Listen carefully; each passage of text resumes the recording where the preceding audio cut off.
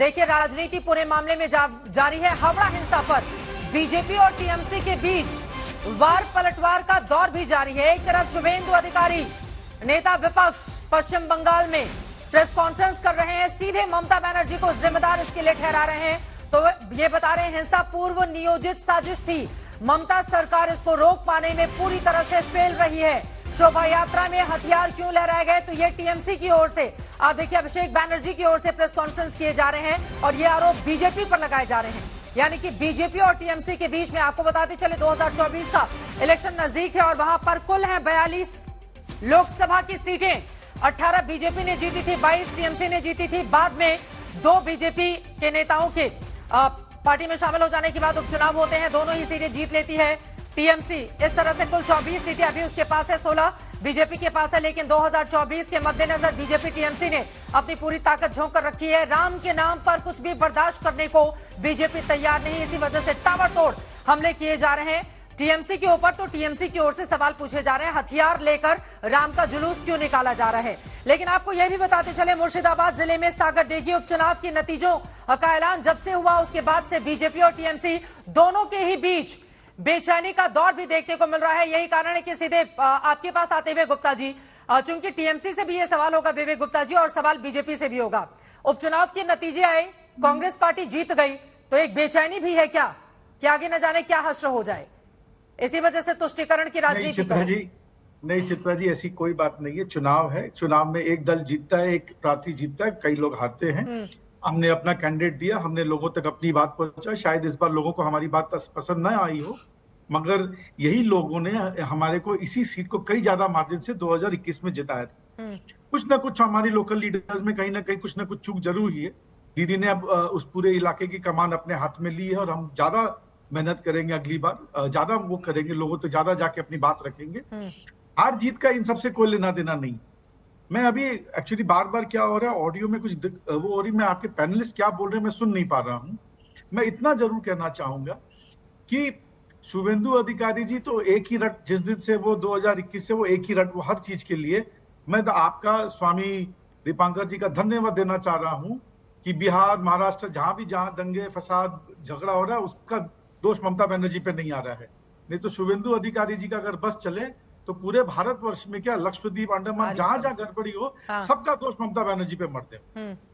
मैं आपको सिर्फ इतना कहना चाहता हूं, रामनवमी हमारे लिए, राम हमारे इष्ट है, राम हमारे देवता हैं, हम लोग सब राम भक्त है यहाँ पर। अरे तो वही सवाल बीजेपी पूछ रही है ना कि रामनवमी के दिन दीदी फिर यहाँ पर बैठकर, सुन लीजिए सवाल, सुन लीजिए। यहाँ पर बीजेपी का सवाल है कि रामनवमी के दिन दीदी धरना दे रही हैं, ईद के दिन वो छुट्टी कर देती हैं, रामनवमी के दिन वो त्योहार का माहौल बिगाड़ने वाले बयान देती हैं। चित्रा जी ऐसा है, दोनों दिन जो धरना था वो शाम को 7 बजे के बाद चला। रोजा जो है वो टूटने का टाइम 5:30 बजे है। जो लोग रोजा तोड़ना था वो अपने चले गए, जो लोग रख सकते थे रहे।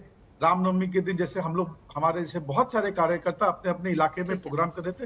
रामनवमी का रोजे क्या संबंध है भाई? अपना नेशनल प्रोग्राम नेशनल ऑब्जेक्टिव के साथ समझती हैं। रामनवमी के दिन भी रोजे का ही संबंध रैली की थी यहाँ पर, उन्होंने अपनी रैली 3:30 बजे खत्म कर दी। देखिए, अगर कोई हमारे सामने किसी धर्म की कोई समस्या है और अगर हम उसको साथ में लेके चल सके तो इसमें गलत क्या है? धर्म की समस्या क्या है, मतलब नहीं समझ में आया। समय की कोई सीमा है, समय की कोई पाबंदी है। हाँ। और अगर हम उसको मान ले, अगर उस रिक्वेस्ट को मान ले, तो हम लोग तो राजनीति किस लिए कर रहे, लोगों के लिए कर रहे। हाँ। अगर हम लोगों की इच्छा को सर्वोपरि रख के कोई काम तो उन्हीं लोगों के त्योहारों का क्या हाल हो रहा है वो तो टीवी स्क्रीन पर दिखाई दे रहा है ना स्वामी दीपांकर जी। लेकिन देश के अलग अलग हिस्सों में हो रही हिंसा के लिए ममता बनर्जी तो जिम्मेदार नहीं है। बाकी जगहों पर भी तो रामनवमी में इसी तरह की तस्वीरें आ रही है। चित्रा जी, विवेक भाई ने सुना होगा, मैंने सबका नाम लिया जहां भी घटना घटी। और मुझे दुख इस बात से नहीं है, झारखंड में भी जब तोरण द्वार बन रहा था तब भी पत्थर बरसाए गए थे। कहां से बरसाए गए थे बताने की जरूरत नहीं है। दुख इस बात का होता है कि चर्चा किसी की हो, संवाद किसी का हो, पत्थर तो सर आस्था पर पड़ता है ना। और जब पत्थर पर आस्था पड़ता है, वो भी उस देश में जिस देश की सुबह से लेकर शाम और अंतिम विदाई तक राम नाम सत्य हो, उस देश में अगर राम का नाम लेकर के कोई यात्रा निकाले तो मुझे लगता है कि उस पर पत्थर बरसना आस्था पर पत्थर नहीं तो किस पर पत्थर है। मगर सोचिए, वो लोग जो कवर फायर देते हैं बिना ये बोले और बिना ये सोचे, और अपनी बात बड़ा करने के लिए कुछ भी बोलते हैं, मात्र के बोले चर्चा मेरी होनी चाहिए। मुझे लगता है उनको सियासी चश्मा उतारकर सत्य से रूबरू होना चाहिए, वरना सत्य तो कहीं ना कहीं जीते या ना जीते, मगर तुष्टीकरण हार जाएगा। ये पर्व सियासत का हथियार भी बन गया है क्या दीपांकर जी? एक आखिरी सवाल आपसे। मैं 16 आने, मगर मैं आपकी बात से सहमत हूं। इस सियासत के चक्कर में मैं समझता हूं कि मेरे राम भक्तों पर, राम की आस्था पर, मैं कहता हूं राम का नाम लेने वालों पर पत्थर पड़ना। क्या एक तरफ तुष्टीकरण की राजनीति हो रही है, दूसरी तरफ ध्रुवीकरण की पॉलिटिक्स की जा रही है ये राम के नाम को लेकर? ये तुष्टीकरण की राजनीति ही है कि आकर के जिन्होंने पत्थर मारा उनको कवर फायर दिया जा रहा। मगर देश का सबसे बड़ा चैनल होने के नाते चित्रा जी, पुनः दोहरा रहा हूं, प्रेम भाई, करबद्ध प्रार्थना है, ये जो संवेदनशील इलाके हैं पहले इनका इलाज कीजिए सर, वरना तो कोई राम की यात्रा निकाल नहीं पाएगा, शिव की बारात निकाल नहीं पाएगा। और 6 दिन बाद हनुमान जयंती आ रही है। ठीक है, क्या समझे हनुमान जयंती पर घर से बाहर ना निकले? और इस तरह की राम की यात्रा इन 6 दिनों तक 6 अप्रैल तक यूं ही चलती रहेगी पश्चिम बंगाल के अलग अलग हिस्सों में आरएसएस और वीएचपी की ओर से? क्या हर रोज इसी तरह से पत्थरबाजी की तस्वीरें सामने आएंगी या कानून व्यवस्था की स्थिति वहां पर सुधार ली जाएगी? इस पर लगातार हमारी नजर बनी रहेगी।